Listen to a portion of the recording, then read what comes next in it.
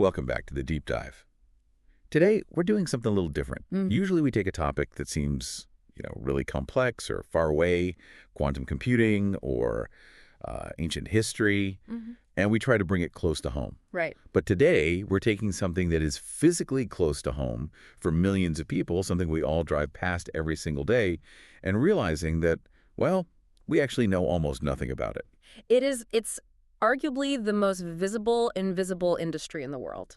That's a great way to put it. Everyone thinks they know what it is. Everyone has an opinion. And, usually that opinion is based on data that is, about 50 years out of date? We are talking about the world of manufactured housing. Now, before you tune out because you think you know what that means, let me just say, I thought I do too. We all do. I saw the topic come across the desk and I immediately pictured a specific thing.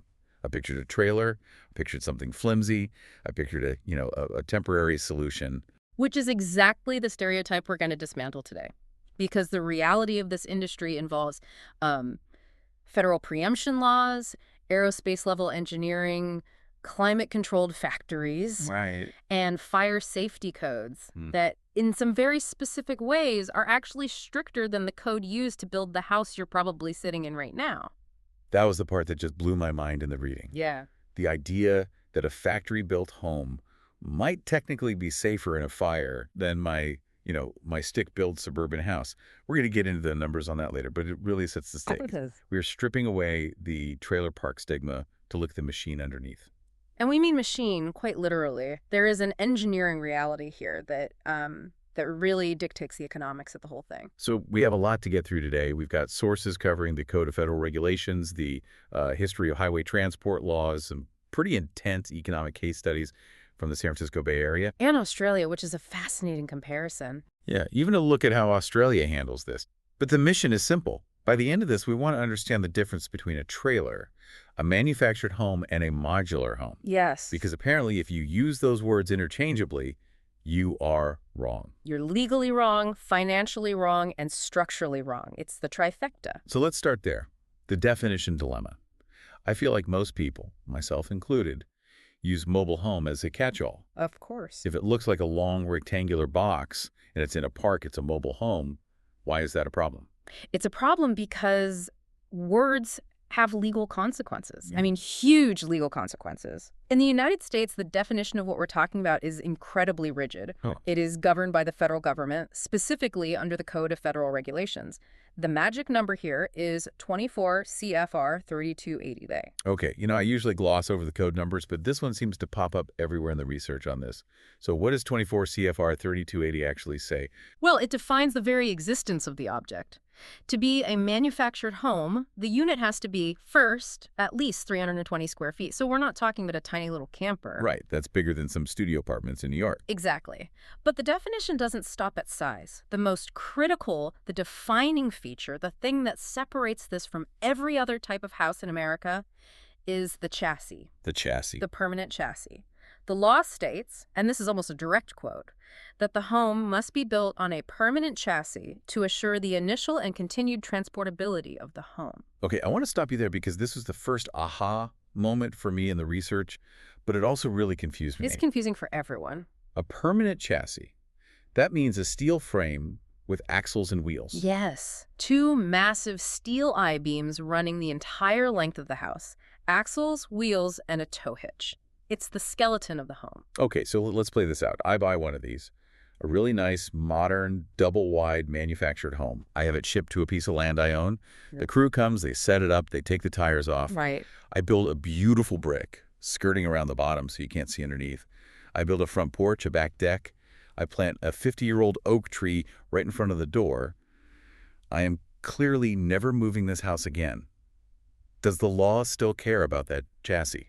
The law cares immensely. Even if the tires are gone and the tow hitch has been cut off with a torch, that steel frame buried in the subfloor is the legal fingerprint of the home. Wow. As long as that chassis is part of its structure, it is a manufactured home, period.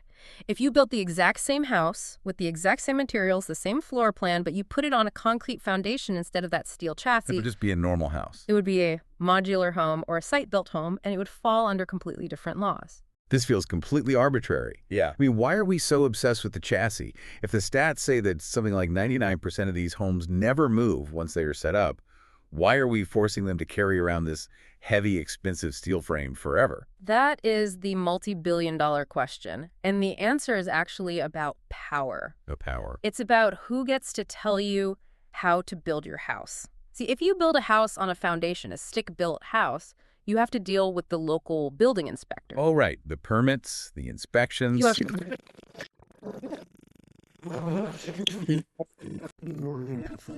Yeah, I've heard the horror stories. Exactly. But if you build a vehicle, and legally, that's what something with a chassis is. The vehicle. It's a vehicle, and that falls under federal jurisdiction. It falls under HUD, the Department of Housing and Urban Development. The chassis is essentially a legal shield. A legal shield. I like that. It allows the manufacturers to build one standard house in a factory in, say, Indiana, and ship it anywhere in the country, to California, to Florida, to Maine, without having to worry about what the local building inspector in Topeka or Tallahassee thinks about the plumbing. So the wheels aren't really for moving the house around. They're for moving the jurisdiction from local to federal. That is a brilliant way to put it, yes. The chassis allows for federal preemption. It overrides local building codes. And that's why it has to be permanent. If you were allowed to remove the chassis, you would lose that federal protection, and suddenly you'd be at the mercy of the local town council and their specific rules. That makes so much sense. But at the same time, it seems incredibly wasteful. Oh, it is. We're burying millions of tons of steel under houses just to satisfy a legal loophole. Welcome to the world of housing regulation. Right. But there's another layer to this whole definition game. Okay. We used the term mobile home earlier, and I said that was incorrect. Right. And you said I was legally wrong. You are. There is actually a hard line in the sand, a specific date, June 15th, 1976. June 15th, 1976. This date came up in the notes as the big bang for the industry. What happened on that specific Tuesday in June? That was the day the Federal Manufactured Home Construction and Safety Standards went into effect. It's known as the HUD Code. So what was happening before that? Before that date, June 14th and earlier, there was no national standard. It was the Wild West. Quality was, well, variable is the polite term. Variable is a very polite way of saying some of them are basically just tin cans, right? Some were fine, some were well-built, but some were essentially camping trailers trying to be houses. There was no consistency in wiring, plumbing, insulation, structural integrity, nothing. So the industry and the government got together and drew a line. A very hard line. Anything built before June 15, 1976 is legally and forever a mobile home. Anything built on or after that date is a manufactured home. So when I hear people on the news, or even just my neighbors, complaining about a new mobile home park being built down the street... They are using a word that has been legally obsolete for half a century. And it's not just semantics. Not at all. It matters because the engineering changed overnight. A mobile home implies that pre-1976 era of loose regulation and, frankly, questionable safety. A manufactured home implies a structure that has to meet a rigorous, ongoing federal safety code. It's like calling a new Tesla a horseless carriage. Exactly. Technically, they both get you from A to B, but the technology is just, it's incomparable. Precisely. But the language hasn't caught up. We still say trailer park, we still say mobile home, and that language, it keeps the stigma alive. Well, speaking of trailers, let's dig into the history of that word. Because it wasn't always a slur, right? It was a description of function. Absolutely. To understand the width of the home, which is really the defining struggle of the industry's history, we have to go back to the beginning. Okay. Originally, these units were travel trailers. Think of the 1930s and 40s. They were designed for people who were genuinely mobile. Like migrant workers, vacationers? Right. People following jobs, carnival workers, people on holiday. And crucially, they had to be towed by a car. The family sedan. Correct, the family sedan. And because they had to be towed by a regular car down these, 1940s two-lane roads, they had to be narrow, 8 feet wide, usually. That was the standard. I've been in an 8-foot wide camper.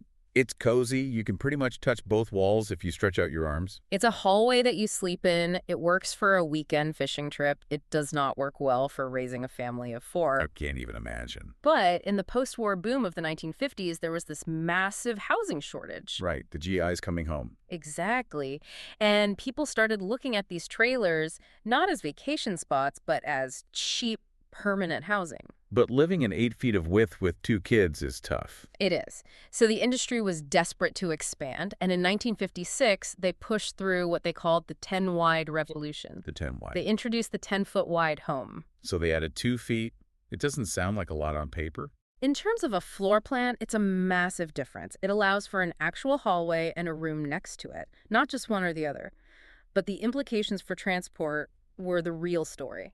What do you mean? You cannot tow a 10-foot-wide box with a 1956 Chevy Bel Air. It's just too wide, it's too dangerous, it takes up the entire lane and then some. You're a menace on the road. So this is the moment the travel part of travel trailer really died. Exactly. 1956 was the fork in the road. Once you went to 10 feet, you needed a professional trucking service. You needed a commercial vehicle.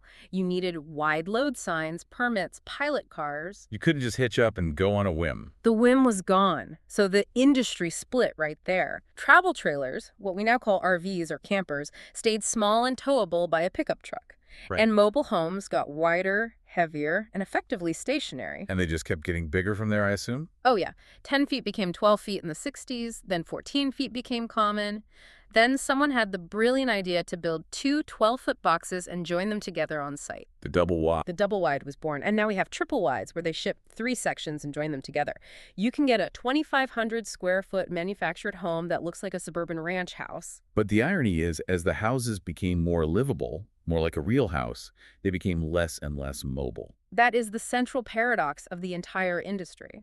So we are back to this strange situation. We have these massive, comfortable homes that are legally defined by their ability to move, but physically, moving them is a logistical nightmare that almost never, ever happens. And that paradox, it creates the stigma, and even more importantly, it creates the finance trap. Okay, this was the part of the research that honestly made me angry. It's infuriating. Because we talk about affordable housing all the time. Everyone says we need more of it. And here's a solution that costs, what, sometimes half as much as a site-built home? But the entire financial system seems designed to punish you for choosing it. It all comes back to that legal definition we talked about. Real estate versus personal property. This is the absolute critical thing to understand. Okay, break that down for us. When I buy a regular house, the kind most people think of, I'm buying real estate. Correct. You are buying the land and the improvements on the land, the building itself. And banks love real estate. They love it. They'll give you a 30-year mortgage at a relatively low interest rate because they know that historically, land appreciates. The asset grows in value over time. It's a safe bet for them. A very safe bet. But when you buy a manufactured home, Because of that chassis. because it is technically a vehicle, the law views it as chattel. Chattel. That sounds like an old-timey word for cattle. It's from the same root. It just means personal property. It's in the same legal category as a bulldozer or a boat or a refrigerator. Or a car. Or a car. And think about how a car loan works. You don't get 30 years to pay off a Toyota Camry. No, you get 5 years, maybe 7 if you're lucky. Right. And the interest rate, it's way higher than a mortgage rate. Much higher. Because the bank assumes the car is losing value every single day you own it. Exactly. Depreciation. A car is worth less the moment you drive it off the lot. Historically, manufactured homes have been treated the exact same way. They depreciate. So the banks see them as high-risk collateral. They charge, and the source material says considerably higher interest rates, and they offer much shorter terms. So let's play this out for a real family. You have a lower-income family. They want to buy a home. They can't afford a $500,000 site-built house, but they could afford a $100,000 manufactured home. Right. It's on the table for them. But when they go to the bank to get a loan, the bank says, sure, we can help you, but your interest rate is 9% instead of 4%. And you have to pay it all off in 15 years, not 30. Which often drives the monthly payment right back up into unaffordable territory. That's a trap. It is a trap. It traps people. They can't build wealth because the asset itself is depreciating, and they're paying a fortune in interest on a chattel loan, not building equity through a mortgage. And this is all because of the legal classification stemming from the chassis. Mostly, yes. Now, to be fair, there are ways to convert it. If you own the land and you permanently affix the home to a foundation, you can sometimes go through a legal process to have it retitled as real estate. But that sounds complicated and expensive. It is. And for the millions of people living in communities or parks where they only rent the land, it's not even an option. They are stuck with chattel loans forever. And then you have the zoning issue on top of all that. Which is the other side of the stigma coin. Because these homes are stigmatized as trailer parks, local towns and cities often do everything in their power to keep them out. The classic not in my backyard effect. Right. NIMBYism. It's fierce. Many jurisdictions have outright bans on any new manufactured housing placements. Or they get sneaky with it. They create aesthetic zoning rules that effectively ban them without saying the words. What does that look like? They'll pass an ordinance that says all new homes in this town must have a roof with at least a 512 pitch. A steeper roofline. Right. Knowing full well that most standard, affordable manufactured homes have a lower 312 or 412 pitch. Or they'll just ban single-wide units completely. Why the specific hatred for the single-wide? It's the visual symbol of the trailer park. Yeah. It's long and narrow. It looks like a vehicle. And towns, they worry about their property values. They have this ingrained belief that if a manufactured home community moves in, the value of all the surrounding real estate will drop. Which becomes a self-fulfilling prophecy, doesn't it? If you force all of these homes into poorly maintained parks on the edge of town and refuse to let them integrate into regular suburban neighborhoods. That's exactly what happens. You create the very outcome you claim to be afraid of. Okay, I want to pivot for a second. We've talked a lot about the laws and the banks. Let's look at the actual object itself, the engineering. Because despite the financial mess, the manufacturing process sounds, well, incredible. It is. If you're an efficiency nerd or a manufacturing geek, you have to love the factory-built concept. So walk us through it. I've seen houses being built in my neighborhood. It's a slow, messy process. There's mud everywhere, lumber gets rained on, materials get stolen. That is the #1 argument for manufactured housing. Yeah. A site-built home is built out in the wild. It's exposed to the elements. Right. If it rains for 3 days straight while they're framing your house, your subfloor gets soaked, your studs get soaked. That can lead to warping, squeaky floors down the road, even mold getting trapped inside the walls when they seal it up. And in the factory. Imagine a building the size of 3 aircraft hangars. It's brightly lit, it's a constant 70 degrees, and it is bone dry. It never rains inside the factory. So all the materials stay pristine from start to finish. Yes, and the workflow is completely different. It's an assembly line. On a normal construction site, you have guys climbing up and down ladders, cutting wood with handheld saws, fighting against gravity to nail up heavy sheets of drywall over their heads. Fighting gravity. I like that description. Think about hanging sheetrock on a ceiling. You have to hold this heavy, floppy piece of gypsum up with one hand, or a T-brace, while you try to drive screws into it. It's awkward. Okay, so how do they do it in the factory? In the factory, they build the walls flat on a table. Oh, like on a giant jig. Exactly. A perfectly flat, level surface. Yay. They lay up the studs, they run the wiring through pre-drilled holes, they put the insulation in, they lay the sheetrock down on top of it. They use massive mechanical rollers to spread the adhesive perfectly evenly. They use automated pneumatic arms to drive the fasteners. The tolerances are within millimeters. So it's just a tighter, more precise construction. It's much, much tighter. And because they're building it inside out in a controlled sequence, they can do things you just can't do easily on a traditional site. What do you mean inside out? Well, the whole process starts with the chassis, station 1.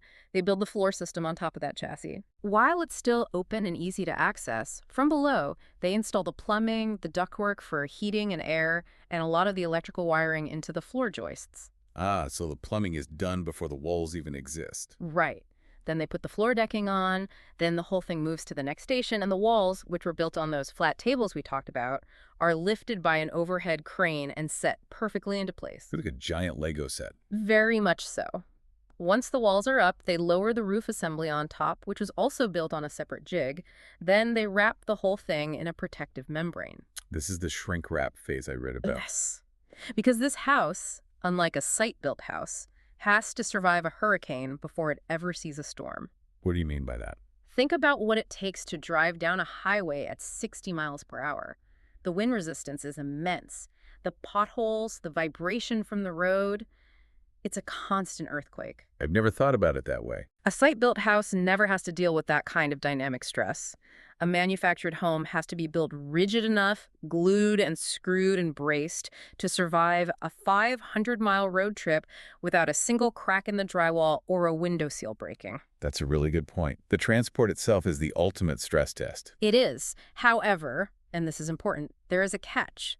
The source material, mentions an author, a guy named Wes Johnson, who raises a big caution flag right here. Right. This is about the setup. The setup. You can build a perfect, beautiful, strong house in the factory, perfect seals, perfect insulation, everything square. But if the guy who installs it at the final site is incompetent or just lazy, none of that matters. Because these homes, especially the double wides, they arrive in sections, right? Exactly. They have to be joined together perfectly. The roof has to be sealed at the ridge cap where the two halves meet. The utilities have to be connected properly. The whole structure has to be leveled perfectly on its foundation piers. If the setup crew is sloppy... It's all for nothing. Right. If they leave a tiny gap in that roof seal, you'll have a leak for the next 20 years. If they don't level it properly, doors won't close right and windows will stick. So the weak link isn't the factory. It's the one afternoon when it arrives at its new home. That's what Johnson argues. He advises buyers to be there, on site, watching the setup like a hawk. That's good advice for any construction project, I suppose. True. But it's especially critical here. Okay, so let's tackle the biggest myth of all. The one I hear constantly. The tinderbox myth. The idea that these homes are fire traps. This is a powerful, persistent myth, and it's almost entirely a legacy of that pre-1976, pre-HUD Code era. And the data today says what? The data today completely contradicts the myth. The notes reference a big National Fire Protection Association study from July 2011. The NFPA. Okay, what did they find? They compared fire occurrence rates in manufactured homes versus traditional site-built homes. And the result is it's completely counterintuitive for most people. Don't leave us hanging. The fire occurrence rate and the injury rate per fire are actually lower in manufactured housing. Wait, hold on. Say that again. You are safer from a fire in a so-called trailer than in a regular house. Statistically speaking, yes. The data shows fewer fires per capita, and when a fire does occur, you have a lower chance of being injured. How is that even possible? I feel like I constantly see news stories about trailer fires. That's the airplane crash effect. It's a vivid image, so it sticks in your head. The news reports on the spectacular failures, not the millions of homes that perform perfectly. Okay, so what's the reason? Why are they safer? The reality is the HUD Code. Remember, these homes are federally regulated, and in some specific areas related to fire, the HUD Code is actually stricter than the International Residential Code, or IRC, which is used for most normal houses. Stricter how? Give us the specifics. What makes them so fire resistant? It comes down to a metric called flame spread. Flame spread. It's a rating that dictates how quickly a fire can travel across a surface. The HUD Code requires a flame spread rating of 25 or less for the walls and ceiling of the water heater and furnace compartments. Okay, interpret that number for us. Is 25 good? It's very restrictive. On a scale where something like cement board is 0 and untreated red oak is 100, 25 means the material is very, very resistant to catching and spreading a flame. For the wall behind the kitchen range, it must be 50 or less. For all other ceilings, 75 or less. So they're essentially legislating that you can't build the walls out of kindling, especially around heat sources. Correct. They also have strict requirements for kitchen cabinets. The bottoms and sides of cabinets over the stove need to have that super restrictive 25 rating, and smoke detectors are mandatory in the main living areas. But the big one, the really big one, is about the doors. The doors. The HUD Code requires at least 2 exterior doors. That seems normal. My house has a front door and a back door. It is for a bigger house, but not always for a small apartment or a little cottage. Here, it is mandatory, no matter the size. And crucially, every single bedroom door must be within 35 feet of an exterior door. Ah, so you're never trapped deep inside the maze of a house during a fire. Exactly. No dead ends. Egress is paramount.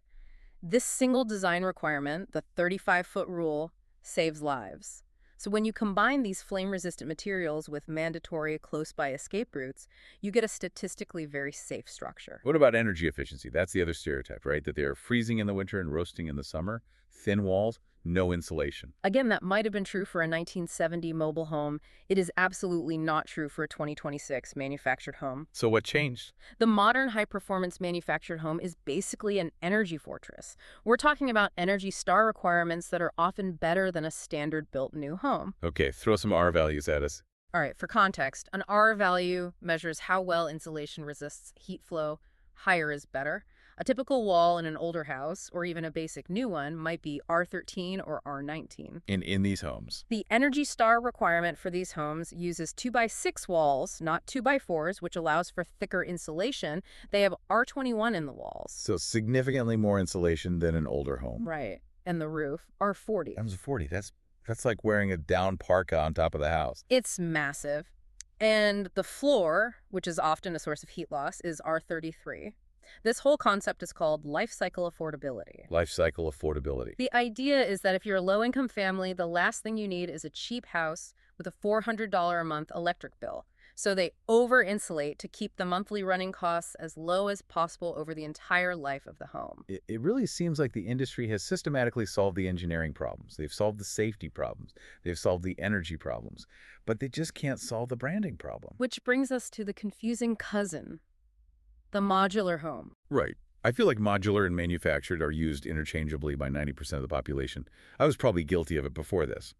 But you're saying they are totally different species. They are biologically related, but they are legally distinct. Okay. Both are built in a factory. Both are trucked to the site in sections. But here is the crucial difference: the code and the chassis. Okay, break it down for us. A manufactured home is built to the national HUD Code, and it stays permanently on that steel chassis. We've covered that.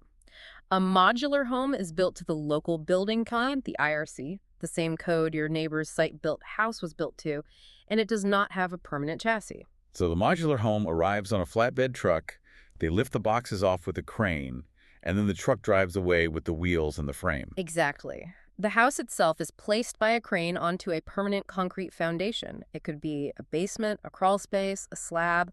Once it is set and sealed, it is legally identical to a site-built home. And the banks treat it that way. Yes, that's the key. You can get a normal 30-year mortgage. It appreciates in value with the rest of the real estate market. It is not chattel. So if I want the quality and efficiency of a factory-built house, but I don't want to get caught in that finance trap, I should be looking at a modular home. If you can afford the land, the cost of a foundation, yes, absolutely. And there's a fascinating anecdote about modulars that came out of Hurricane Andrew. Oh, right. This was in the notes. The hurricane in 92. Yes, 1992, a monster Category 5 storm. It absolutely devastated South Florida. And FEMA went in afterward to do a post-mortem to assess the damage and see what held up and what didn't. And what did they find?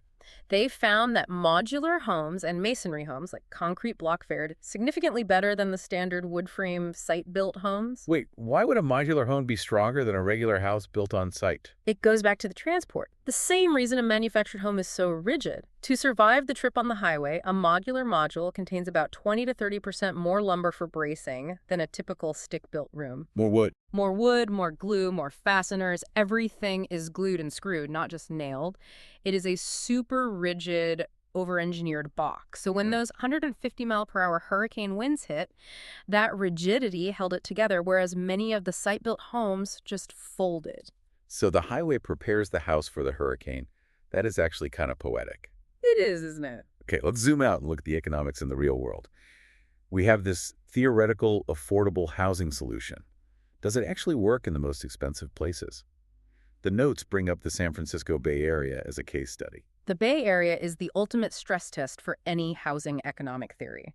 The price of land is astronomical. I've seen the headlines. Tear down shacks, literally just a pile of boards selling for $2 million. Right. So looking at the data from the source, which was from May 2011, and the ratio is still generally held up today, the median home price in Santa Clara was nearly $500,000. Okay. But a brand new top-of-the-line premium manufactured home was $250,000. Exactly half price. Half price, but here is the catch. Where do you put it? You can't afford a plot of land in Santa Clara, so you put it in a manufactured home community, a park. Like the Casa de Amigos community that was mentioned in the notes in Sunnyvale. Exactly, Casa de Amigos. In that model, you buy the house, the physical structure, for your $250. But you pay a monthly site fee, which is basically rent, to the park owner for the little patch of land underneath it. So it's a hybrid ownership model. You own the box, but you rent the dirt. You own the box, you rent the dirt. And this is a really controversial model. On one hand, it dramatically lowers the barrier to entry. You don't need $1 million to live in Silicon Valley. You can get in for the price of the house. You can send your kids to those great schools. But on the other hand, you're incredibly vulnerable. Extremely vulnerable. If the park owner decides to double the rent, what are you going to do? Or worse, if they decide to sell the entire piece of land to a developer who wants to build condos. You're in big trouble. you're in big trouble. Because remember, despite the name mobile home, moving these things is incredibly expensive and technically difficult. It can cost tens of thousands of dollars, and you have to find another park that will even accept an older home. You're effectively a captive tenant. It seems like a very fragile solution to an affordability crisis. Yeah. What about other countries? Is this just a uniquely American problem, this whole stigma?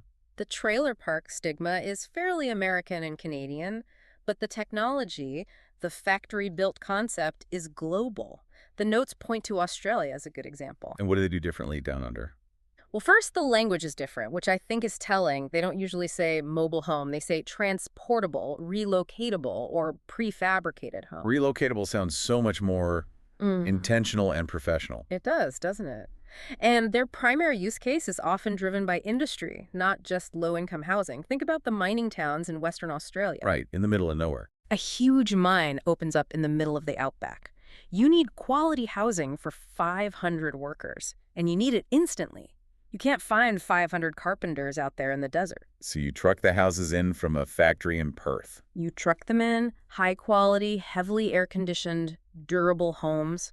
And when the mine closes down in 20 years, you pick them up and move them to the next mining town. See, that makes so much sense. That is using the mobility for its actual intended purpose. Exactly. They also use them for what they call over 50 estates, which is their version of retirement communities. But the whole vibe seems to be less about warehousing the poor and more about efficient, logical housing solutions. It's amazing how much culture and language shape a technology. It is. It's the same steel chassis, the same factory-built walls, but in Australia, it's a logistical tool. In the US, it's a class marker. That's the tragedy of it. So let's try to wrap this all up. We have covered a lot of ground today. We certainly have. We started with the definition, that all-important chassis, that hidden steel frame that legally turns a house into a vehicle. A vehicle that almost never, ever moves. We looked at the history, the 10-foot wide revolution of 1956 that really split the industry into campers and housing. And we looked at that pivotal date, June 15th, 1976, the birth of the HUD Code and the moment mobile homes became manufactured homes. We busted the fire safety myth. We learned that statistically, these homes are often safer and more energy efficient than traditional houses. But we kept coming back to that finance trap. The fact that because it has the ghost of wheels under it, the financial world treats it like a depreciating car. And that, for me, that's the real takeaway. We have a technology here, factory-built housing, that is efficient, it's safe, it's affordable. It could be a powerful tool to solve so many of our housing crises. But it's being held back. It's being held back by a legal definition from the 1970s and a social stigma that goes all the way back to the 1950s. It really makes you wonder, if we could just get over the chassis obsession, if we could find a new legal framework, a new way to finance these homes as what they are, real estate, could we unlock a massive amount of high-quality, affordable housing? I absolutely think we could. If we stopped looking at the decorative skirt hiding the wheels and started looking at the quality of the walls and the R value in the ceiling, we might see a completely different picture. So the next time you drive past one of these communities or you see a wide load truck on the highway with half a house on it, don't just see a traffic jam. See a piece of high-tech engineering that is fighting a very complicated legal and social battle just to exist. And maybe, take a closer look at that skirting around the bottom of the next house you see. You never know what it might be hiding. Thanks for joining us on this deep dive. We will see you next time.